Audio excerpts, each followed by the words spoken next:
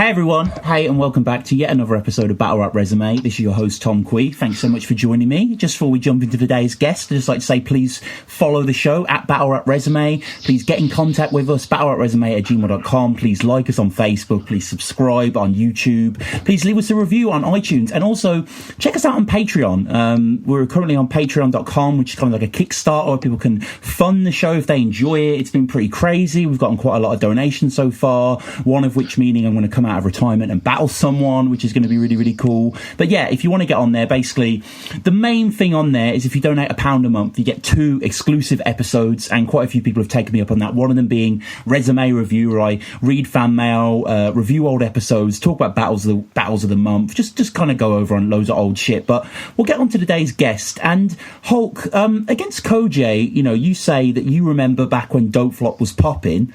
How far is your battle rap memory? What was the first battle that you saw? Can you remember?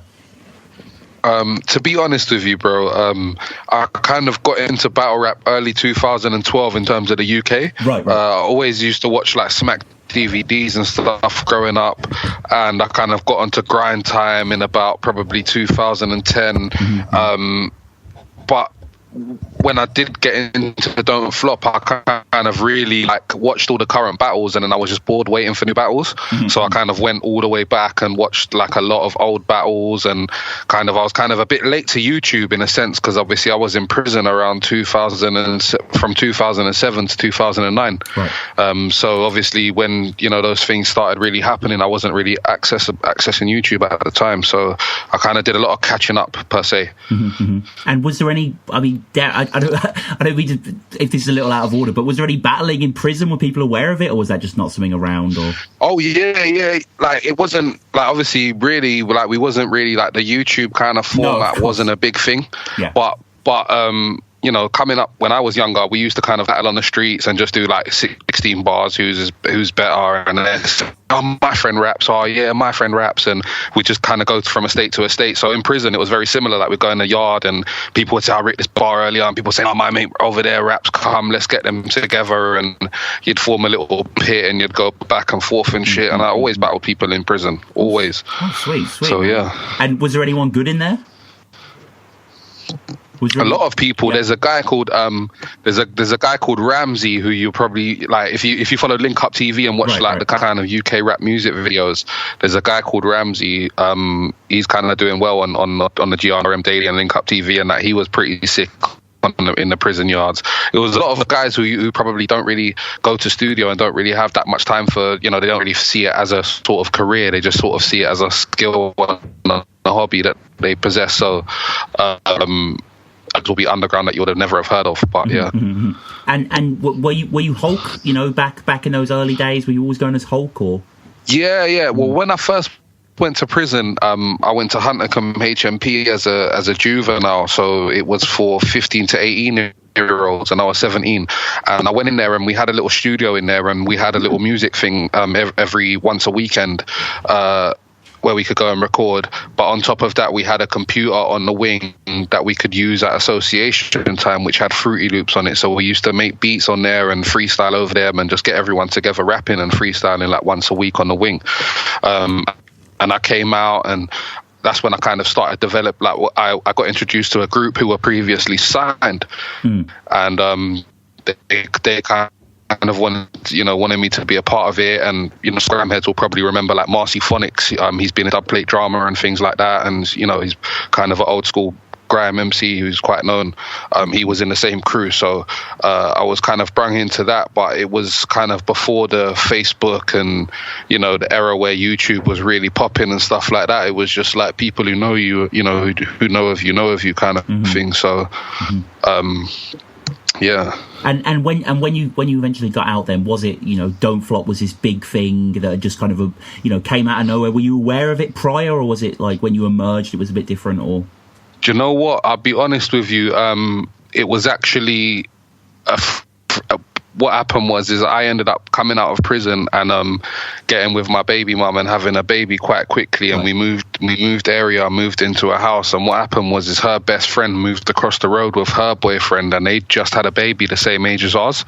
And I kind of linked up with him and started making music with him and stuff, and his name's Trick City, by the way, shouts to Trick City. And what happened was he was friends with Setter. So Setter's got a couple of Don't Flop battles. People might know who he is and stuff. And basically, I kind of met Setter and they asked me to get on a couple of tracks and etc. And he was at the time going through the Don't Flop tryout process and stuff. And I was obviously watching the grind time at the time as well. Not like just kind of catching up with the old KOTD grind time Don't Flop that I'd been missing kind of thing. So I was kind of, interested. And that's when I kind of came across Don't Flop properly. And I was like, okay, this guy is doing Don't Flop. Let me check it. Because I think previously I'd clicked on Don't Flop and I'd seen like a couple of battles that weren't really to my taste compared to what was happening on Grime Time and things like that. It was more mum jokes and very kind of slapdash back in the day. But I'd always kind of known who O'Shea was and people like that. But yeah, that was my introduction to Don't Flop, was through Setter Trend, who actually Trick City and Setter Trend were friends with Big J at the time. So Setter Trend and Big J tried out in Don't Flop January 2012, and Trick City just kept saying to me, like, you know what, you could do this, bruv. This is your kind of thing. These guys do it and blah, blah, blah. So I actually said fuck it, and I sent an application to Don't Flop in about March 2012, and by July I'd done my first battle basically. Yeah, and it's interesting you mentioned Setter there, because he did have a few battles back in the day. He teamed up with Big J actually, against Flex Digits and Dialect, which I've never seen. I'm just looking through the archives. That'd be quite a good one to check out. He battled Agent, he battled Young Mace, who was C Major's tryout, and of course Hulk. You were part of the third quarter event, and this was kind of like Don't Flop's huge year, wasn't it? They were doing these massive tryout events in London because people were so interested in the league because of Blizzard, Luna, etc. Yeah, it was kind of a mad time for me to get involved. Like, I'm not gonna lie, like, my first main channel battle was me and Sniper E versus C Major and Cracker, that got about 50,000 views. After that I had about 3 solo battles on the main channel that got about 20,000 views, kind of easy. Like, you kind of just expected it at that time. Like, what, anything on that's decent is going to touch around 20,000 views, and it was just a standard at that time. Like, and really, like, the sort of top tier stuff, the old heads were getting like 100k easy. Do you know what I mean? So it was a very popping time at Don't Flop when I joined, and it wasn't really like I just decided that, because at the time you couldn't predict it. It didn't happen instantaneously. So when I was watching Don't Flop and decided to apply, I suppose I was part of that fan base that really clocked on in 2012 and said, yo, this is something that's happening. So I couldn't predict how big it would have actually got over that year or two. I think it kind of peaked in 2013, 2014 with the Ministry of Sound events and booking the US acts and stuff like that. So, I never would have predicted that. But at the time, I just thought this is something that people that are around me are involved in. I can rap, and I think I can probably rap better than them. So I might as well get involved and try and prove it. You know what I mean? And it's always interesting to see, what sort of other battles went down that night. Because it's interesting, your debut happened. Euphorical tried out there. Quill. Yep. Sorry. It was there was the only memorable people, like you just mentioned, was Euphorical and Quill. Big there was starters, obviously Big Starters, shout out Big Starters. There was Corrupt Dialect and a couple of others that you might have seen, have Dirty Walls. Dirty Walls, Yeah, so, there was a few people there, but only a couple of us, I feel, made really an impact from that event kind of thing. My battle kind of, they lost the footage, so we had to get a second angle released. So because as you say, as the battle opens, text on the screen says, unfortunately, a large portion of the footage of third court was lost. We've done our best. If you watch enough Don't Flop or Battle Rap, the score kind of thing. Some camera gets corrupted or whatever, and you can only have the single angle. Was that annoying for you to a certain extent, that your tryout was slightly marred? Yeah and no, to be honest with you. I was still grateful for the opportunity. It's not for me to find where you live and post up. Your name says it all. You ain't on it close up. Like I'm short fucking sighted, G, I want it close up. That lip is fucking ginormous, brother, get a close up.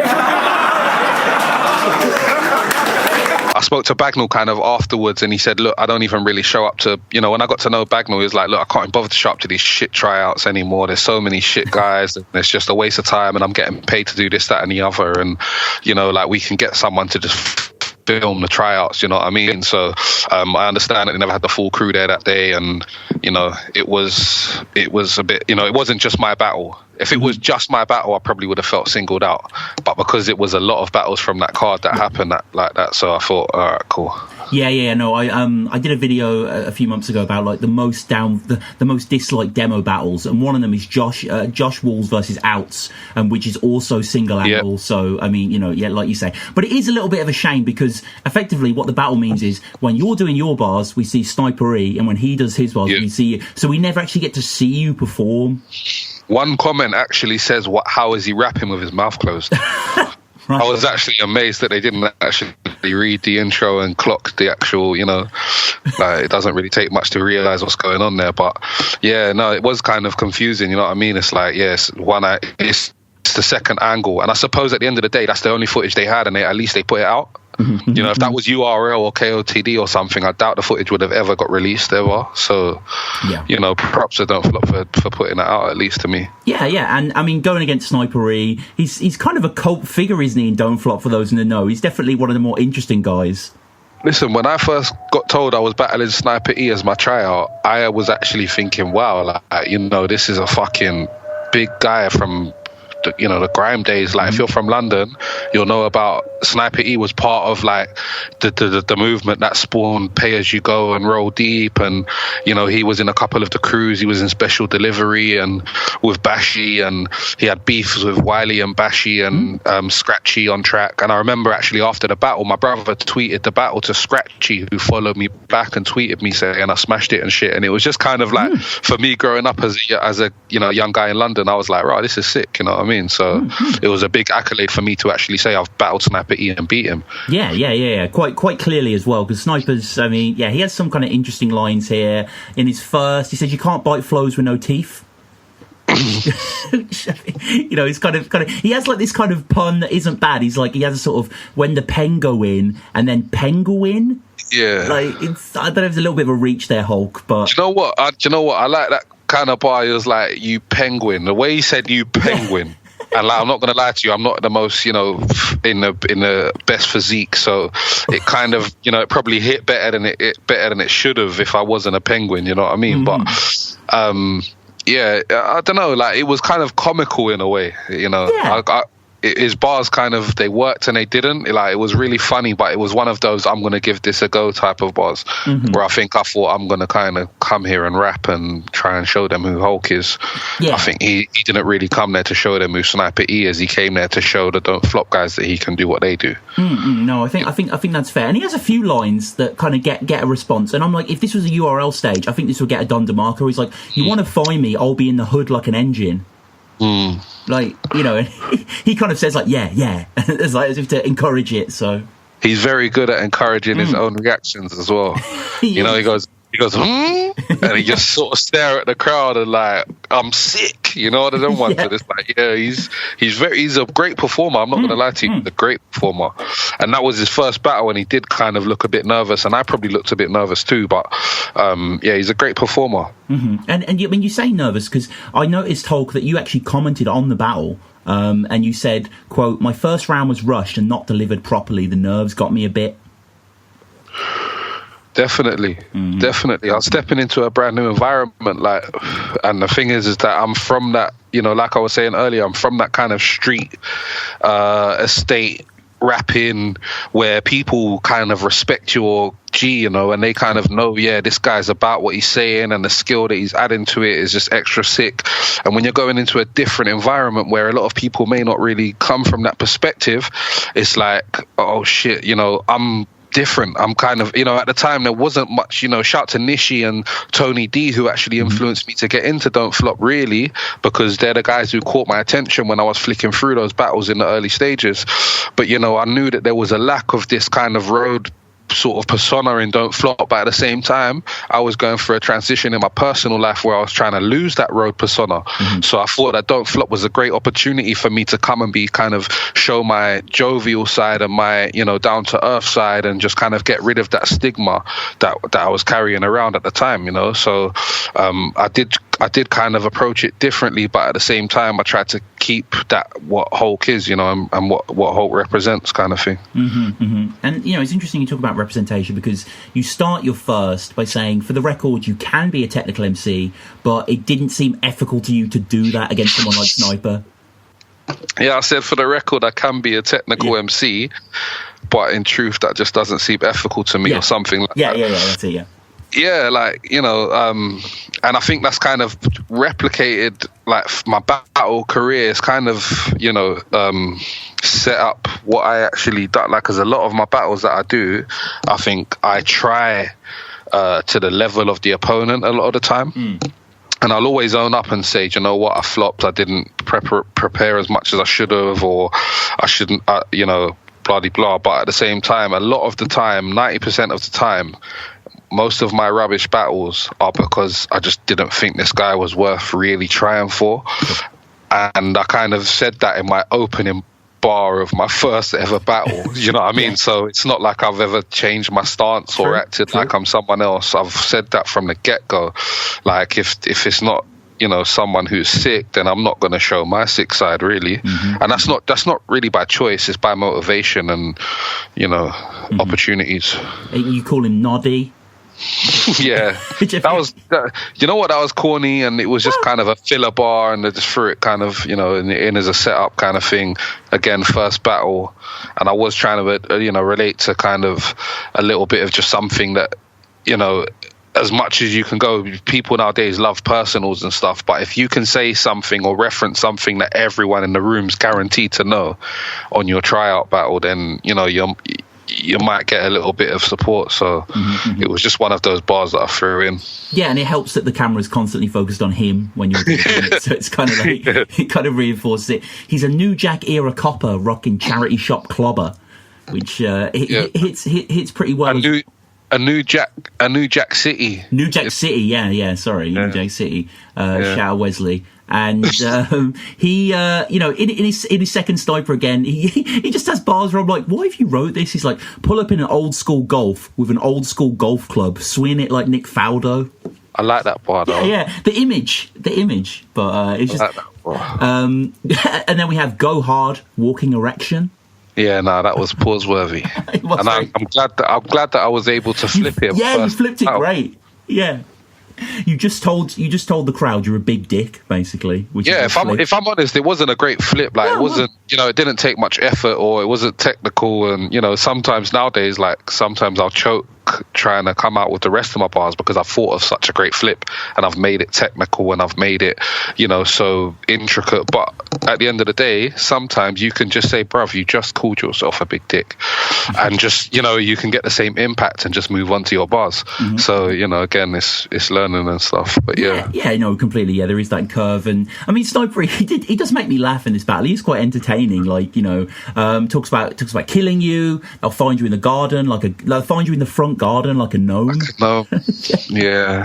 Do you know what? I'm not gonna lie to you. The more I've watched that battle back over the years, the more I appreciate his bars. You know that? I know what you mean. Like, it's like, it just grows on you. Like, at first, I'm not gonna lie. Like, if you see the battle, the camera angle's on me, and when he's spitting, most of the time I'm really trying to hold a smirk. Like, I'm trying to cover the fact that I'm laughing at you, not with you, kind of thing. And I didn't really want to be disrespectful, and I thought, right, you know what, this Don't Flop thing, they all kind of show people respect, and the fans don't like it if you're, you know, show up there acting like you're bad and acting like you're a dickhead and stuff. So I'm just going to try and, you know, be respectful, let him spit his bars and, you know, not put him off and stuff. But my facial expressions will show you that I was just trying to hold in the deepest of laughs, you know, and I wanted to just say to him, bruv, like, this is terrible, what are you doing? But, you know, you know, the biggest line of the battle is in your third. Me versus Sniper.E ain't nothing. Check out how I just dropped E and I ain't even buzzing. Yeah.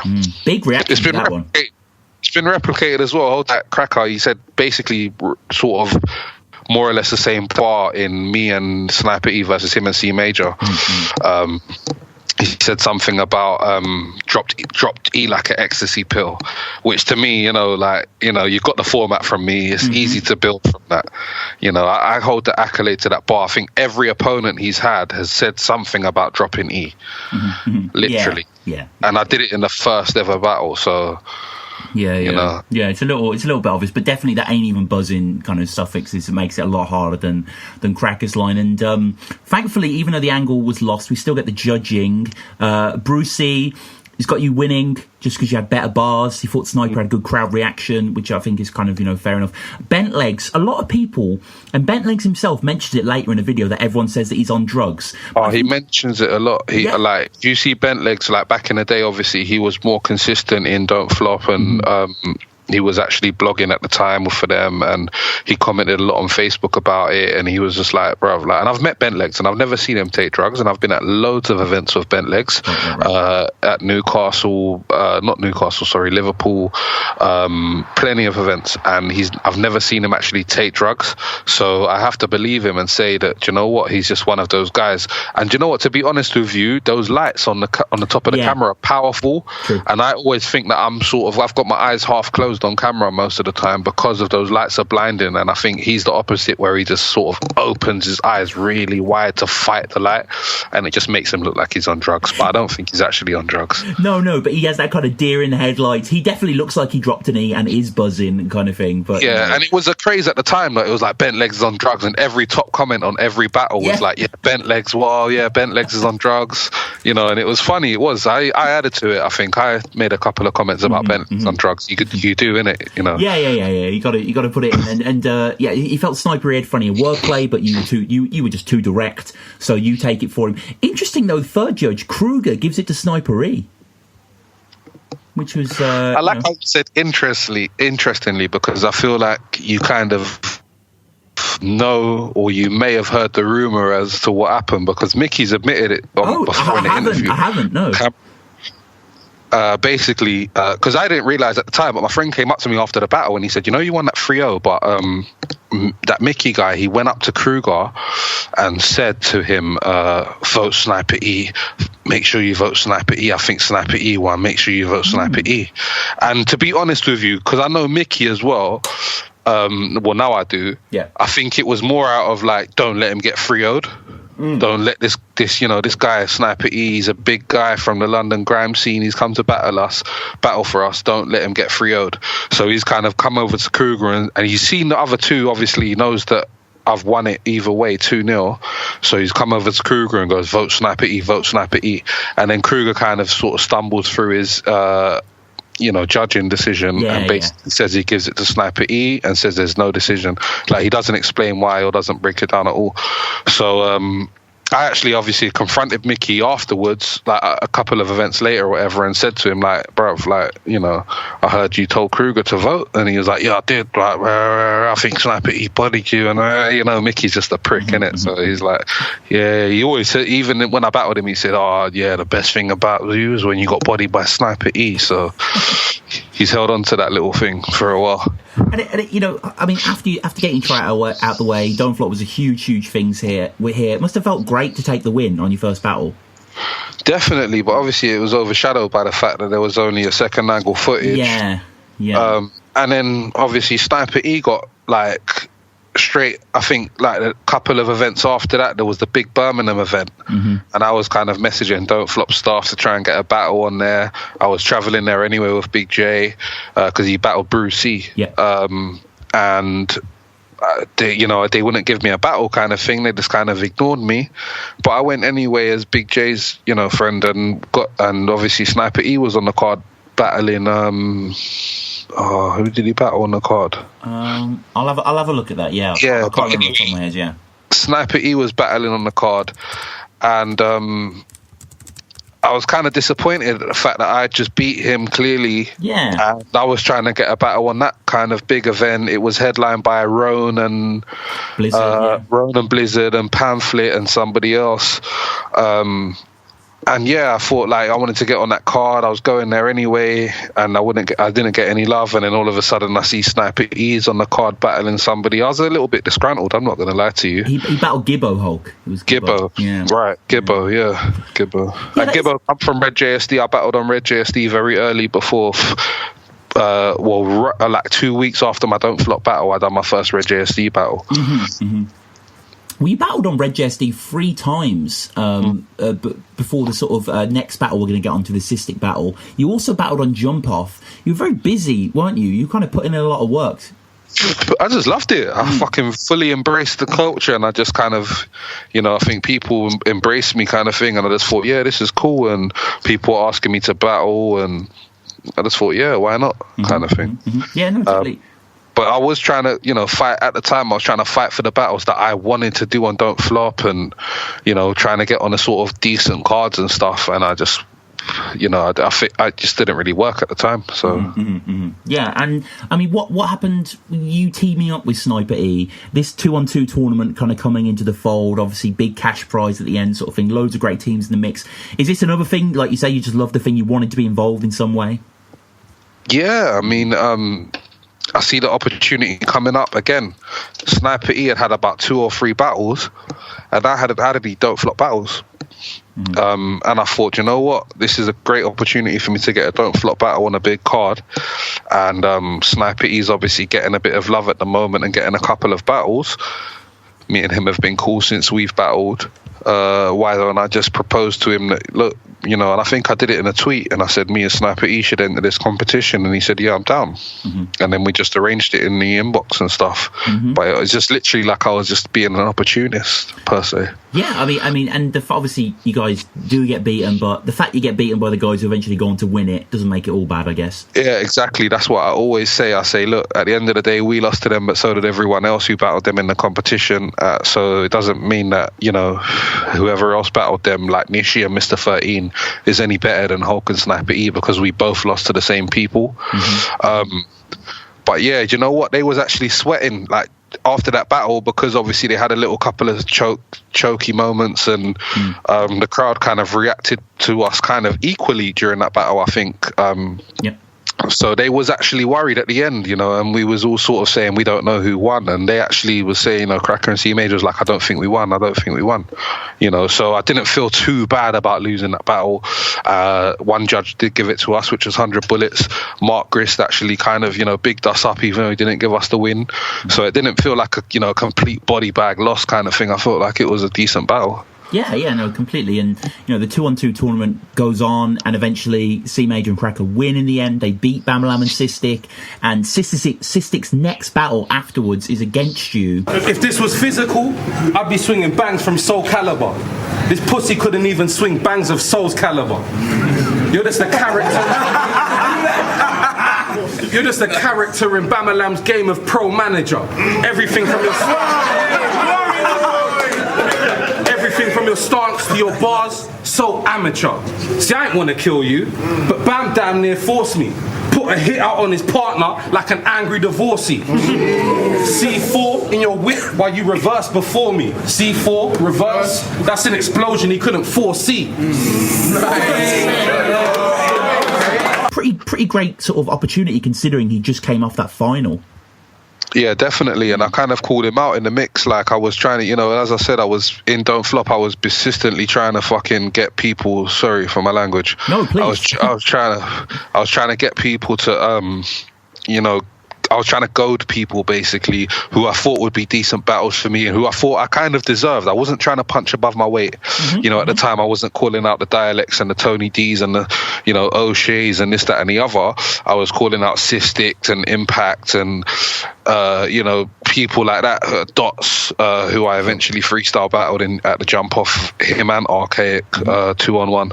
But yeah, I was trying to call out people at kind of my level, even some people who were more newer to the game than me, trying not to punch above my weight and trying to get actual realistic battles from my call out, which most of them, kind of did, like when I did call outs or tried to mention somebody, it happened, like Cystic, for example. And so and this is set the standard 9, Sunday afternoon, kind of we're in Brixton Jam. At the beginning of this battle, Hulk, he says that Skirmish keeps making him laugh. Do you remember what happened there? I mean, I know it's a bit of an obscure thing to ask, but I think if you hear the battle in the intro, you hear like a or something, some sort of screaming sort of noise, and I think laughed it. He found it funny and giggled and said that Skirmish was making him laugh. But to be honest with you, I think a lot of that's as well just sort of like smoothing over the hosting, and he got distracted by a Skirmish basically being a dickhead. Hold tight Skirmish. But yeah, he was just obviously, trying to put him off on purpose, and it kind of worked. So yeah, I think that's what it was. Yeah, no, fair enough. And this is a really good battle, actually. I hadn't watched this for a long time before the episode. Really, really enjoyed this one from both of you. Cystic's one of those people that's kind of, I don't want to say forgotten because he was in the final, but he gave out some good performances back in the day, I felt. He was a solid battle rapper. Yeah, I mean, it wasn't amazing, Hulk, but No, he was solid though. He had the formula. I think his likability factor and his personality and his character obviously lacked. But obviously he had the link in with Bamalam, who was staff or developed into staff through their relationship. But if you kind of watch old school, like I watched this Joker Star battle versus someone else who was in a basement, in Ur's basement in Brighton back in 2011. Right. And like Cystic standing there in the crowd with Bamalam. Do you know what I mean? So these guys have obviously studied the game and they kind of know what they're doing. Like they've chose to enter the battle scene at the perfect time, and they've actually studied it and followed it properly, and they've been there live. Like one of my regrets is not actually going to an event. The first ever Don't Flop or live UK battle rap event that I ever went to was my tryout, and I feel like I could have learned so much more by just going to a live event and just watching a few people do it actually in person rather than online. So I think Cystic, obviously, he had that kind of, knowledge, and he went through it. So he's got the formula, but he just doesn't have the personality, I think, to actually be popular in the battle rap scene. Yeah, I think that's fair enough. And it's interesting you mentioned Cystic being in the background, because I don't know if you remember Nico De Negro. Yeah, Cystic's in the background of his battle as well. Anyone that isn't aware, he's one of the most notorious sort of Don't Flop tryout figures ever. Fucking awful, but fascinating nonetheless. So yeah, we get into this battle, and you kick it off here. And I guess before we just get into it, like, what is your kind of prep stage at this point? Like, are you really rehearsing endlessly? Are you kind of like more blasé about it, or? No, kind of like, I'm not going to lie to you, I entered the battle rap game stupidly, kind of snobbishly. Sure. And I kind of thought I'm a real rapper and this is easy to me, and I only need a few days prep and this, that and the other. And it's a bad habit that I've kind of carried on a little bit, but I've tried to get better at. But when I entered the battle rap game, I just thought, you know what, I'm not going to, I did have a lot going on in my life, and I've made a lot of progression in my personal life, from where I was when I first started battle rapping. So, I did focus a lot on what I was doing in personal life and gave small amounts to my battle rap career, but at the same time, I tried to take it, halfway seriously and think, actually, do you know what, something could come of this. Let me actually put a little bit of time and effort into this. So I was kind of torn. But I think with the Cystic battle, I'm not going to lie to you, I think a lot of the punchlines were coming to me, kind of thing. I feel like it would have went a lot better if I didn't mess up. But what happened is that halfway through my second round, when I finished an 8-bar that I'd memorized, because I kind of memorized them 8-bar at a time, I started going into an 8-bar in my second that was meant for my third. Right. So what I did is I finished my third in the second. So then when I started rapping my third, I got halfway through my third, and I was about to repeat what I'd said in the second. And I couldn't remember the other way, the other slot that I missed out in the second to slot it back into the third. And I just choked. And then I started freestyling about putting his head through the mirror and stuff like that. But I think that probably lost me the battle, if I'm honest with you. But it was just one of those things where I was kind of prepped, but I actually just spat the wrong bar at the wrong time, and it just threw me off completely. Yeah, it's so difficult to dip back in your memory during the battle, isn't it? Like, you know, out the battle, it's fucking hard. So you kick off in the first, we get a sort of Soul Calibur, you know, swing bangs of Soul's Calibur kind of bar here. Calling Cystic a character in Bamalam's game of Pro Manager. Yeah, I got a lot of props online for that part. Still, like Blizzard and them lot was tweeting me saying that was a fucking bar. That was you know, that people was going. They said that people like that bar. No, sick bar.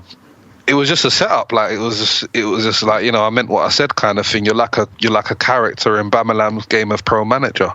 It was just, it wasn't like, I didn't think that was like a sick bar when I wrote it. It just rhymed and it made sense and it was sort of true in a way. Yeah, no, totally. And I ain't want to kill you, but Bam damn near forced me. Put a hit out on his partner like an angry divorcee. C4 in your whip while you reverse before me. C4 reverse. An explosion he couldn't foresee. Like that's crazy, that bit.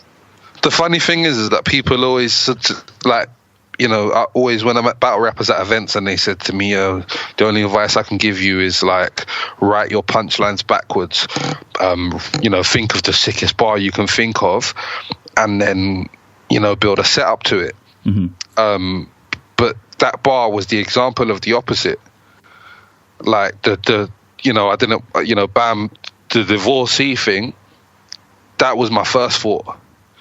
So I kind of made up that divorcee bar, and then the 4C and C4 and, you know, before me, that came after it, and it just kind of flowed. Like, I don't know where it came from, but it just kind of came with it, and it was all a rhyming pattern. So, you know, I set it up nicely to actually end on a decent punch, whereas a lot of people would say, you know, write your punch and then set it up. But that just came completely opposite. So it was kind of a random bar, like, you know. No, I mean, like, we've all heard C4 bars, Hulk, but I think that one just really caught me off guard, I think. I think most people in the crowd were just like, fuck, you know, kind of has a great twist at the end. I loved, because obviously Cystic and Bam are in a crew, for those that don't know. You might have seen that, I think it's a fly that Bamalam has the tattoo of on his arm, which is a sort of divine rights symbol. That was their crew. So you basically say Cystic is one half of divine rights, one half of divine is div, right? I fucked up that bar completely, though. Right. But still. Yeah, no, actually, like, I didn't get it all. Like, I said something about the shift height and the midnight and all of that shit. That was freestyle. Like, I had an actual bar for it, but I just fucking, like, completely basically choked and just freestyled what I was, something along the lines of what I was trying to say. No, I mean, still works. It kind of flags a little bit in the middle, that round, but picks up towards the end. I mean, it's a fairly long round as well, but good stuff from you. Cystic, good first as well. Talks about the cypher from Distinction that you were in. He says, ironic, it only got heated for a second when a blizzard was on it. I watched it just before we went live. I thought you were pretty good on it, actually. I don't really know what he was talking about.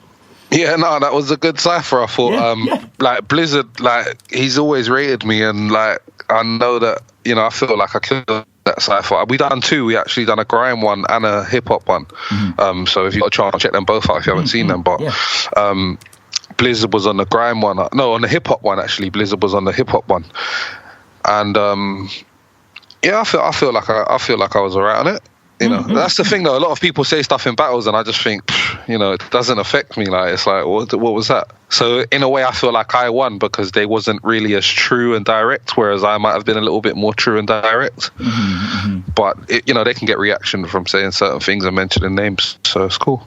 And, you know, talking about, you know, being on camera, the sort of cypher thing, Cystic's angle in the second, basically saying, on SBTV, back when Jamal used to hang in the ends with the crappiest lens, and were you on SBTV back in the day, Hulk? Yeah, man, I was one of the first people on SBTV. Jamal Edwards from Acton, West London. I'm from West London. The funny thing is that at the time, he obviously, if you've seen like the Google advert and shit that he did, it will show you that he literally, that was all true. Like, he got a video camera on his 15th or 16th birthday, or at Christmas, and it was literally one of those, you know, those handheld sort of video camera camcorders. Yeah. And he was trying to look for artists to film, and at the time, my friend Ren, we used to go to a studio in Acton called Bolo, and we used to record with my friend Ren, who used to make us beats. He does Band Vault TV at the moment, and he contacted Ren and said he wanted to film some rappers, and Ren put him through to us. And at the time, we just thought, like, fuck this, we was actually on the streets and not doing, stupid shit. Selling drugs and this, that, and the other.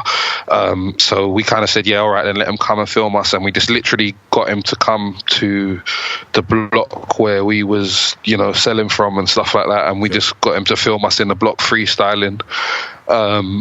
Me and my friend, it was meant to be loads of us. Like, we had a whole clique of rappers, but at the time, when the fucking pressure's on, these guys had never been online before or never been really filmed before, and they all just bottled it basically and stood in the background with their hoods on, thinking that they're bad. So yeah, we did that, and Jamal Edwards actually asked me, can I do a documentary? Actually I said to him we was going to do a documentary, and he said he wanted to do it for us, and he wanted to do music videos for us and stuff. And I'm not going to lie to you, I kind of dismissed the relationship foolishly, innit? I just thought, we're doing what we're doing. I didn't really focus on that sort of stuff at them times. And that's the year that I went to prison. I think we went on SBTV late 2006. He filmed us. I think it came out 2007. I think that's the year that I went to prison, and I came out in 2009. And from there, it was just like hard to build back up, kind of thing. Yeah. I just went on SBTV on YouTube and searched Hulk, and there is a video of a thumbnail of your face. Newborn Films FAM. It's called FAM. FAM, that's the crew I got tattooed on my neck. Oh shit, man, that's crazy. Yeah, so everyone go on to SBTV, check out. That was 9 years ago. That was uploaded May 2007. There's three of them. There's three video. It got uploaded to 3 sections because I was just spitting for days. Like, that's what I do, innit? Like, that's what I tell people. Earlier, literally, I think on my Facebook earlier on today, I put a status saying I'm gonna write my next mixtape in a pissy staircase with a bottle of E&J and a drawer and a plastic cup, because the game is missing the essence, and I feel that that's what I can bring to it.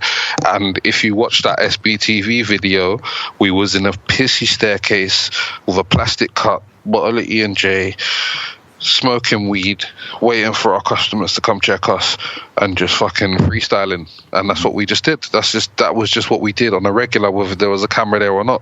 You know what I mean? So yeah, people need to go check that out. And Cystic in his third, he talks about you trying to start your own league. Was that just a bar, or was that something you were thinking about back then? Basically, the same guy, Ren, he made beats for us at the time. He also made beats for a UK rapper called Femfel, who is associated with Giggs. Giggs was on his first mixtape. A lot of people know who Femfel is and shit. Ren was doing stuff. He was working for Link Up TV, done Behind the Bars and things like that. So shout out Ren. Like, he gave us our first beats and our first studio sessions and stuff like that, like when we was like 16, 17, 18 and shit. So what happened was that when I done my Don't Flop tryout, I hadn't really been in too much contact with Ren, but he hollered me and said that he was interested in setting up a battle rap event, and he wanted J90, and he was interested in Liquid. And he asked me to utilize my, connections and stuff like that. So I reached out to Liquid, and which Liquid actually mentioned in my battle versus Liquid. He said, oh, you tried to get me to battle J90, you tried to start your own league or whatever. So it was kind of a, Cystic kind of recycled that angle. But what happened is that with Cystic's bar was your flyer was made on Microsoft Paint. That was a separate occasion where someone messaged me in my area and asked me they wanted to battle and Distract MC. I don't know if you remember him. He's the guy. There was rumors that he got kidnapped or killed. Yeah, he battled Jace and stuff. Yeah. Well, when he never had a battle online, he messaged me and said to me, "Look, I need a battle so I can get noticed on Don't Flop." I've applied to Don't Flop, and they've said to me that they need a video of me battling. So I said, "All right, cool. I'll try to set you up a battle." Made some stupid flyer on Microsoft Paint. It wasn't Microsoft Paint, but the bar was good. And just basically it was one battle literally, King of the Hill, because in my area there's these Norfolk Hills, Northala Hills. They used the turf from Wembley Stadium to build some hills, and it's like a tourist attraction and shit. So I made a flyer, King of the Hill, on the hill, and I made Distract versus this guy in my area, and this guy in my area pulled out, which is one of Distract's most, his claim is that he put, 30 guys pulled out of battling him before he actually even got his tryout, which I can kind of vouch for a couple, because I tried to actually make a couple happen for him. But yeah, that's what Cystic was referencing, basically. Oh, interesting. Yeah, and in the end, Cystic takes this 5-0, which is maybe a little harsh. I think it's a good back and forth between you both. It is what it is. Yeah, exactly. And this kind of, there's a battle with Odie that gets uploaded just a little bit after this, Money Mitch as well, but this kind of marks sort of the end of you and Don't Flop. Was this something you felt you just needed to move on to pastures new, or? It's kind of more, I don't know, it's more, there's more to it than that kind of thing. Right. At the time, I think I'd taken, when I battled Odie, I think I mentioned in my Money Mitch battle, I said this is 4 battles in 18 days or something stupid like that. Right. Don't quote me on that. But I battled Big J for King of the Ronalds' first event. I battled Money Mitch Ace Boogie at Gift of the Gab, and I battled Odie at Don't Flop Wells, all within a space of like 3 weeks. So at the time, everything was blessed, battling for all these leagues, etc. Then what happened is a few weeks after that, I did my second King of the Ronalds battle versus Do and Do. And Mickey Worthless basically on the way back asked me to be a staff member, so I said cool. I went to set up the Hulkamania, the first King of the Ronalds event set up by me. And what happened was I was booking Big J versus Bombshell, and I went to Big J's house, we smoked some weed. He said to me, I want to battle on your thing, it's local, cool. Who shall I battle with? Flicking through battlers and stuff, and he just sort of found Bombshell, and he was just cracking up, and he was like, yeah, I could think of so many jokes for this chick, let me battle her. So I was like, you sure? He's like, yeah. I was like, cool. Set up the battle, made a little flyer, announced it, as kind of made a joke to Big J saying, oh, well, if you're battling Bombshell, then I suppose, you don't want to do this big battle that I'm offering you. You ain't got time for this, or something like that. A joke somewhere along those lines. Big J obviously took it kind of personal and messaged me, he's like, do you think Earth's banning me now? Do you think, so I said, look, don't worry about it. Don't battle for me, and if it's going to affect what you're trying to accomplish, do your thing. But I kind of messaged her and kind of went off the handle a little bit, and was like, you dickhead, you trying to fuck up my shit, and threatened him and all sorts and stuff like that. And I just said, you know what, at the end, because when you think about it, a lot of people have had arguments with but I just went to him at the end. I said, fuck Don't Flop, fuck you, stuff it all up your arse, don't message me anymore for any more battles. And that was it. And I kind of just sealed my own fate there, and when I'm so stubborn, I just rode with it. I probably could have been a Yunan or whoever and just messaged him back 2 days later and said, oh yeah, you know what, you cool, bruv, yeah, sorry. But I just said, nope, fuck this, bruh, that's it. And because I'd already obviously just within that same period, which was nothing really to do with it, I'd just agreed to be a staff member at King of the Ronalds. I just thought, you know what, past is new. Yeah. This is a kind of innovative thing. You know what, fuck that. This guy never really actually ever showed me love. When I actually battled Sniper E and I showed up there that day, Mickey Worthless and Enigma are the only 2 people that actually spoke to me. So, I never spoke to me that day. So, what do I owe this guy, really? And Mickey's trying to do something new, and he's always showed me love and always spoke to me and treated me like a proper guy. Fuck it. Yeah, man. And it's great that you're part of King of the Ronalds, to be fair. What would you put as your role? How is your role different to Mickey's role, for example? I just set up events. Basically, Mickey owns the company. Mickey's the managing director or the CEO or the owner, the founder. You know, like it's completely his company. You know, if he decided to say, "Bye, Hulk, tomorrow I'm firing you" or whatever, not even firing me because it's not a real job, but you know, per se, if he said to me, "I'm firing you tomorrow," there's nothing. You know, I don't own anything. I'm not owed anything or anything, but he gives me the opportunity to basically do events under his brand. And when I put on events, I can keep some money and shit. If I make a lot of money, I'll give him a cut. If I don't, I don't. And yeah, I can set up events. I do a lot of the promotion online. Like for my own event, the thing is that people don't understand.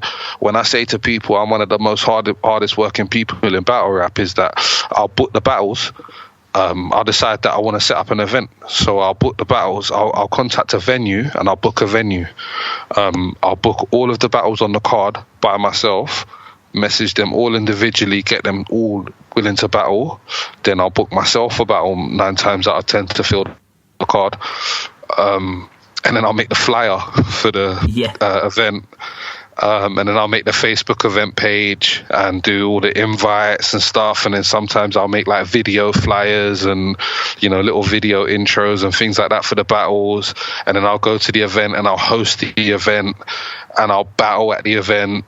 And like, you know, I actually, from the first setting of the fucking event, I see it all the way through to the end, you know. So, but that's my event, and that's something that, you know, regardless of Mickey owns the company and whatever, my event is my event.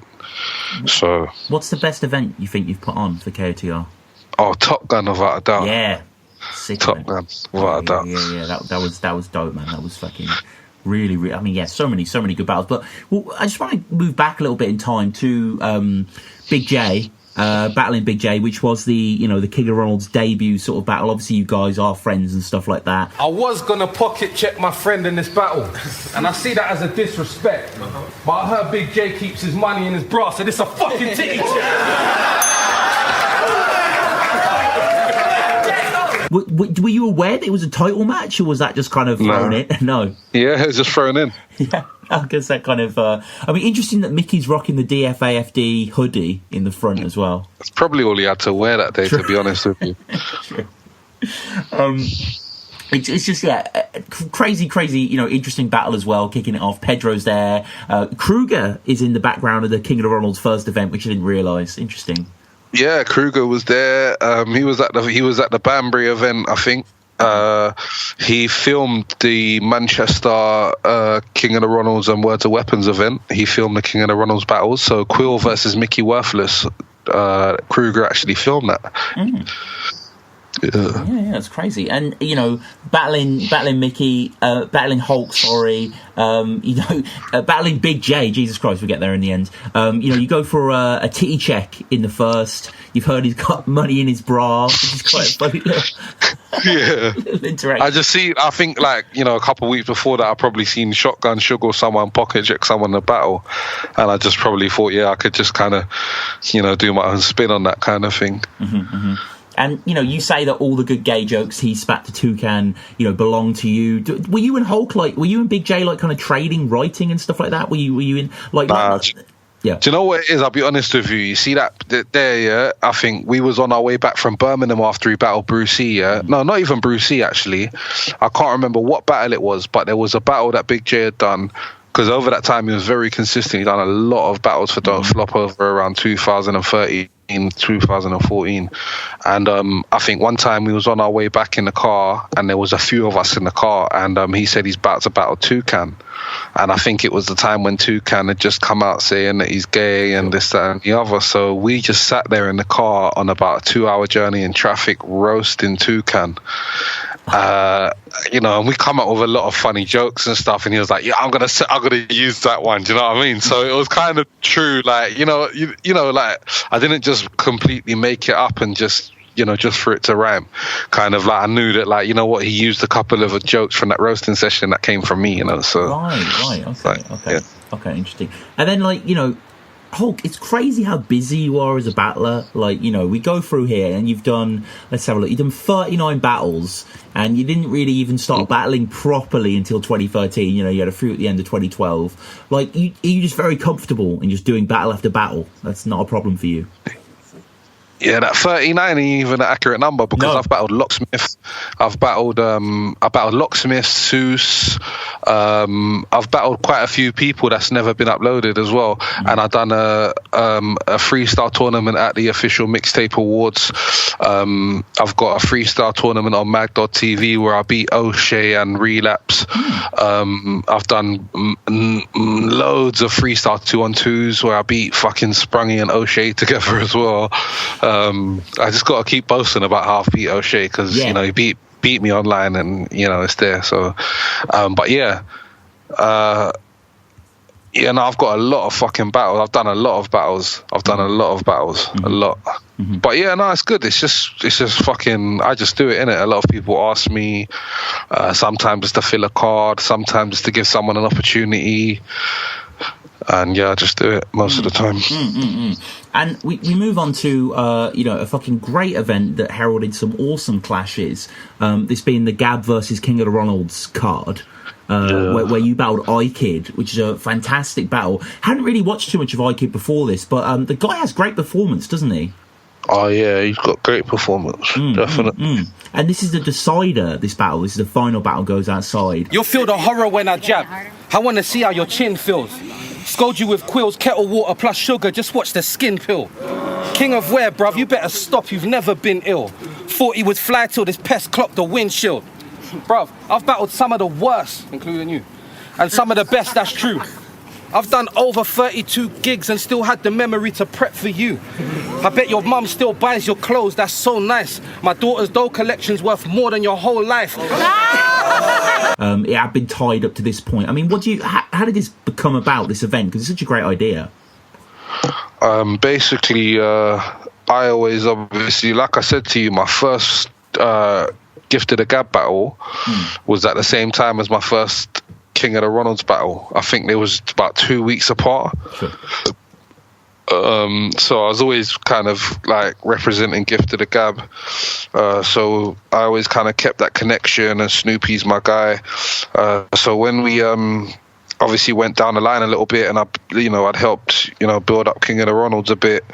We decided, we had a little kind of debate, and we said, look, let's do this, isn't it? Like, let's put our guys versus your guys. Unfortunately, delusions of grandeur, I think, as well. Like, a lot of Snoopy's guys on Gift of the Gab felt that they was too good to battle these random white guys from King of the Ronalds, So yeah, we get into the first, and iKid, I mean, he kind of has that sort of like URL, sort of the way his wordplay is, you know what I mean? Sort of, he's definitely got those sort of ideas. Saturday Night Live, when disco, Inferno, like, I don't know if you remember his Paul McCartney line, where he sort of like, he takes the whole word apart, like. Yeah, that was pretty bad. But again, I think it kind of just shows, he has a lot of potential, but a lot of people kind of step into rap battling and think, oh, you know what, all I've got to do is do this sort of wordplay and, it's cool. But I think when somebody does that, it shows they're kind of wet behind the ears and a bit like sort of naive to how it all actually works. And like in this environment, like I think this is one of the only Gab battles that's actually outside, in sort of the little kind of, the throughway rather than indoors. Do you prefer that sort of environment, or? I've always preferred the kind of outdoor environment, to be honest with you. It's kind of like you get a lot of like very silly battlers who will make fun of other battlers and say, oh, at least I didn't battle in a park, or at least I'm battling on a stage in front of this many people. And I just think that's completely stupid, because the likes of KRS and the likes of Jay-Z and Big L and all of the greats battled in parks and on street corners and shit. That's the essence of it. So if they're not above it, then neither should anybody, really. And this verse is awesome, man. I mean, a lot of just real facts here. The only reason you're not terrorising ends, you say, is because of your kids.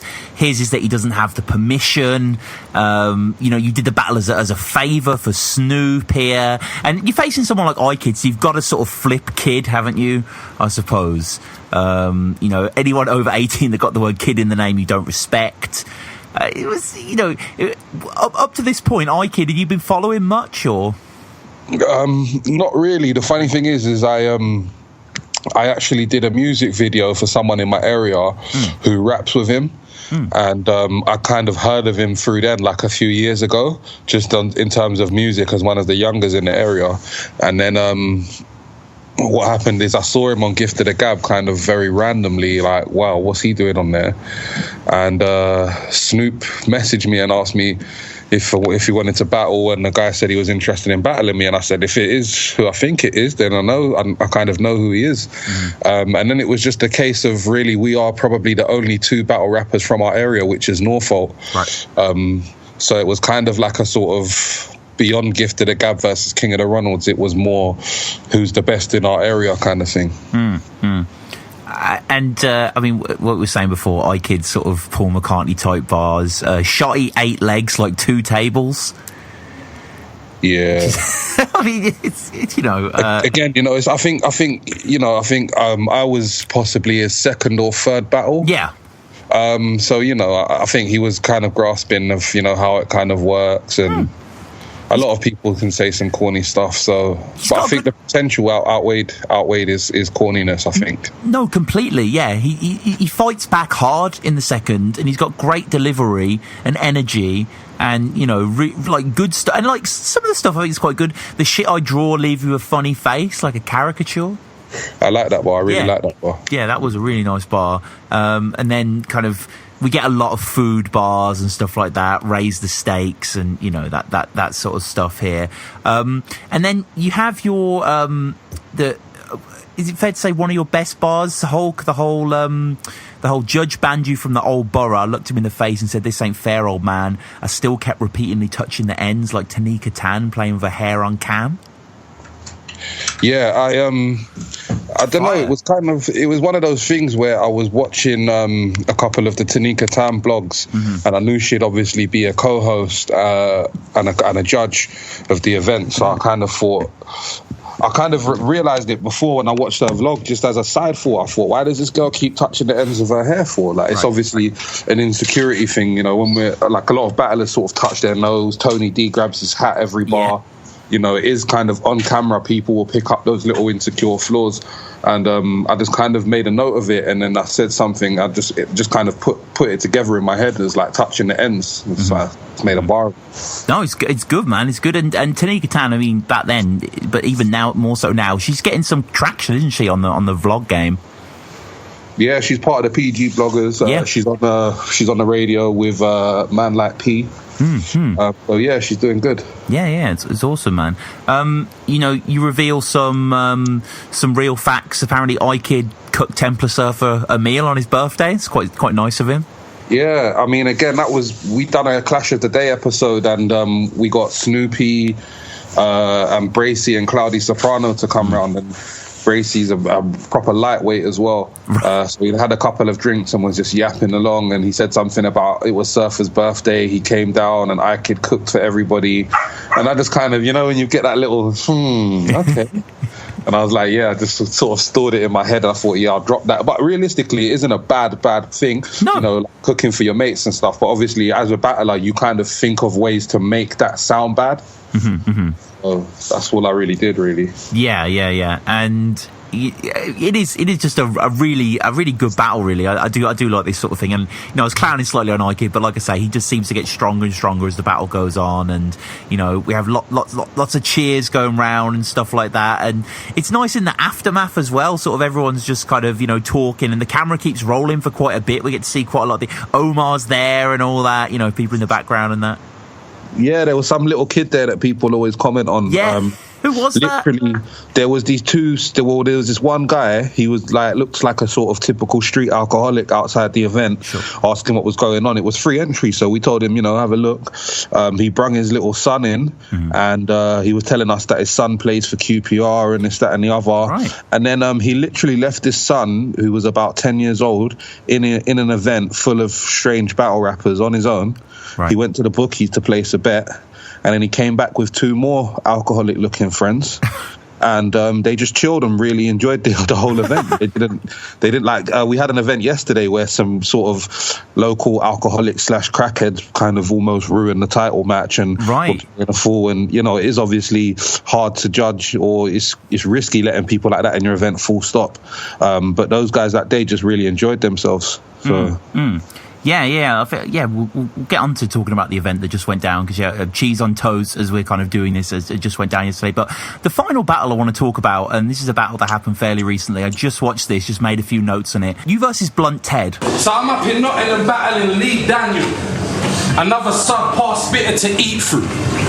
Bruv, your name is Lee Daniel. That sounds like two different people. You're always fake exposing rappers for nonsense. They're thinking Ted takes the piss. But you threatened to go around Magic Mike's house and bring crackheads to rape his kids. Facts. Mm-hmm. Now, Blunt Ted, he's kind of became like quite a cult figure in King of the Ronalds, right? Yeah, definitely. He's one of them guys as well who, I think now he's realising it, but I think before he thought he was better than he was. And sometimes it fuels the kind of joke, but in a way also fuels his popularity, which then, like I've explained to him, gives him the chance then, when all eyes are on you, to show people, actually, I can do this. Do you know what I mean? So it's not always a bad thing if you're being laughed at. It just depends what you do with that attention. Yeah, completely. And, he seemed to have put a lot of effort into this. He seemed to have grown quite a bit. Yeah, I think he took it quite seriously. Which is obviously kind of opposite what I did. But again, to him, it was a big opportunity. To me, I don't really see anyone battling me as a big opportunity. You're not going to get, the most amazing battles or be top tier because you've beat Hulk. Right. So, I mean, but to him, it felt like, I think it was more of a personal opportunity to be able to battle me. So, yeah, he seemed to take it quite seriously. Yeah, he did quite well. How can you call yourself an artist? You flopped before. Prostitute with AIDS. Sick for all the wrong reasons. Not a single person is feeling you.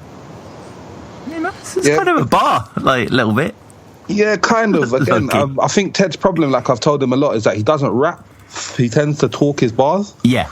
And when people have said improve your delivery, he's taken that as be louder or more aggressive, but it doesn't necessarily mean that. He just needs to kind of build a little bit of rhythm, a little bit of flow kind of with his bars, and kind of a little bit, it's just very plainly structured, but actually some of the material he's using has got great potential. If it was, used by a great writer, it would be knockout punches. Yeah, it's fair enough. And you come with the flips, Hulk. Like, he talks about you liking fat bitches.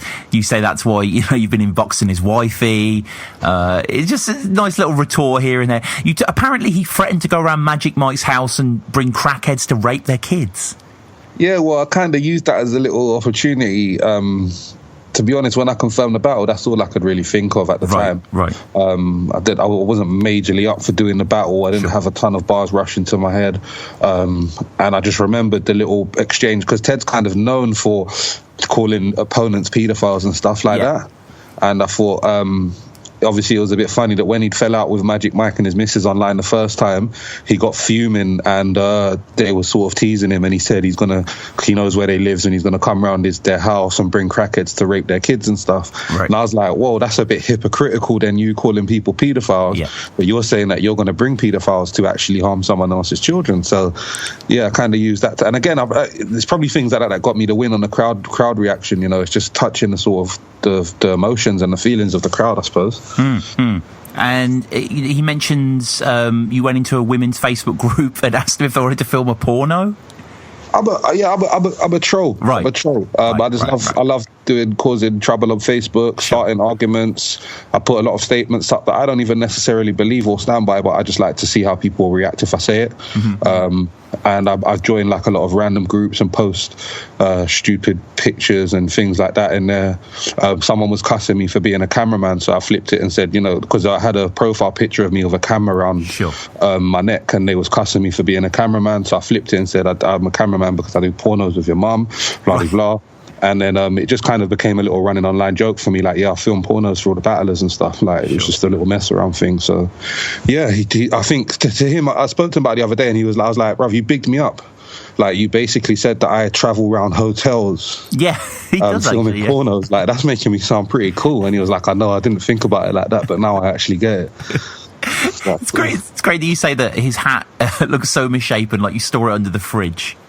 It was just literally a freestyle, one of those ones where you have to say something that vaguely rhymes and vaguely makes sense. And I suppose a squashed hat would be squashed if it was under a fridge. So, and it just a line out of thin air. I could have said 4:30 or something like that. Right. I chose to say that, and people critiqued it, which I think is pretty cool for a freestyle bar. No one ever expects a freestyle line to be great or good. So, no, it's funny, and you hear Bowski say "fridge hat," just kind of like, which is quite fun to hear him say. And I mean, it's Blunt Ted's birthday, so he wins, even though you won. Yeah, which is fair result. Yeah, I mean, online a lot of people are saying that he won and stuff. Yeah. To be honest with you, with me, I view battling probably different than a few people. I also think, obviously, Ted's really kind of pushed the battle, so the people that he's pushed it onto have also commented. Sure. Whereas I haven't really if I pushed it onto my following, there would probably be a lot more comments saying Hulk won as well, as you would kind of expect. Like any battle that I would tag all my mates in and stuff, a few of them will comment and say they think I won whether I did or didn't. You know what I mean? That's just how it goes. Yeah. But yeah, I mean, I'm happy for a minute. He feels good off that battle. The thing is, just before that battle dropped, I ruined his battle with Mickey Worthless, and I did feel really guilty about it. I was drunk and just messing about, and he dissed me in the battle, and I just jumped in and started rebuttaling him, and I kind of messed up his battle. So for him to get the little sort of win over me or whatever, that's all good. Yeah, no. And I mean, 2017, is it going to be the same sort of? Because you battled a lot in 2016. You going to battle as much, or? Yeah. Most likely. I mean, I battled Sherpa this month for it already. Oh, right. I won that as well, so got off to a good start. Okay. I'm battling at the next UK BL event in February. Oh, sweet. Yeah, did you battle A at the other one?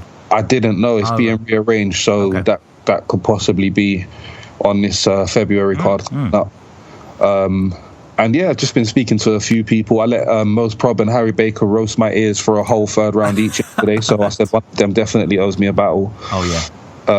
So yeah, Surfer Kid dissed me yesterday in his battle.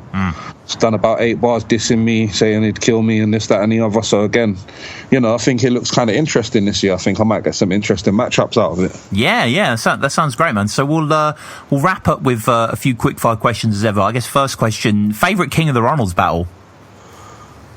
My favourite King of the Ronalds battle, obviously, it sounds stupid. It sounds a bit beggy to say my own, but me versus Big J. Classic. It is literally, I think, the quality of the battle, the filming, the editing is probably one of the best we've got. The lighting, the crowd. It was the first ever King of the Ronalds event. It was the first ever King of the Ronalds battle to ever happen. It's one of the most viewed battles. Well, definitely, like, without an antic as well. It's on about 16 going on 17,000 views. For a don't flop battle and stuff, and 2 kind of not massive names. It's just a really good battle. I think it's always one that I'm kind of proud of and push. That's a good shout, man. Don't flop. Do you have a favourite don't flop battle? Tough. Do you know what? It might be Tenshu versus Big Cannon. Oh, good shout. Yeah, just the freestyles in that as well. That's what really kind of got me thinking, I could do that. I fucking love Big Cannon, man. Yeah, he's got a great personality. That's the thing, he's kind of refreshing when you get a lot of those Black American battlers who are really take themselves really seriously and want you to think that they are super gangster number one. Big Cannon can kind of be just as gangster as them, but then also have that really sort of lovable. I think Big T's kind of similar in that respect as well. Good choice. King of the Dot. King of the Dot. That's a hard one, you know. I think out of all of them, I probably watch King of the Dot the most. And I've got a lot of favourite King of the Dot battles. I'm probably gonna have to go with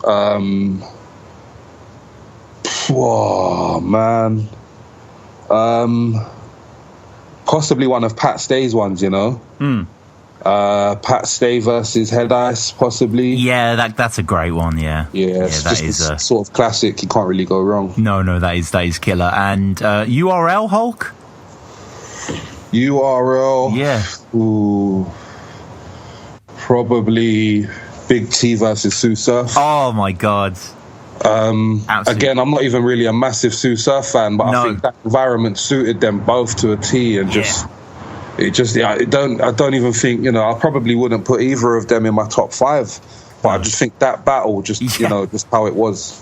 Yeah, I agree. That is one of my favourites as well. Such a good battle. So last 2 questions, non-battle rap questions, Hulk. The first one, what's your favourite film? My favourite film? Yeah. Probably, it's so hard. Like, it will change on any given day you ask me. But right now, in the mood I'm in, I'm probably going to say Old School. Nice. Oh, yeah, okay.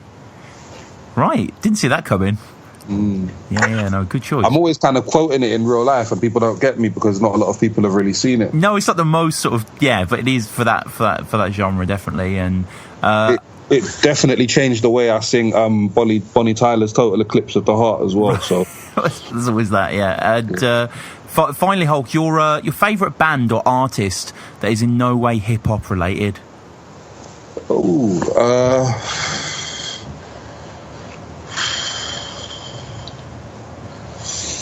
That's a tricky one again. I don't actually really listen to that much hip hop. My main genre of music that I listen to is reggae. And I'd probably have to go with an artist that you probably haven't heard of called Beres Hammond. Okay. I just see him live a few months ago. I think that was his last show as well because he's got throat cancer. But yeah, Beres Hammond is a massive reggae legend. He's probably my favourite artist. Cool, man. Yeah, that sounds good. Not heard of him, but that's interesting. So I guess finally, how do people get at you? Twitter, Instagram, that sort of stuff? At Hulk the Rapper on Twitter.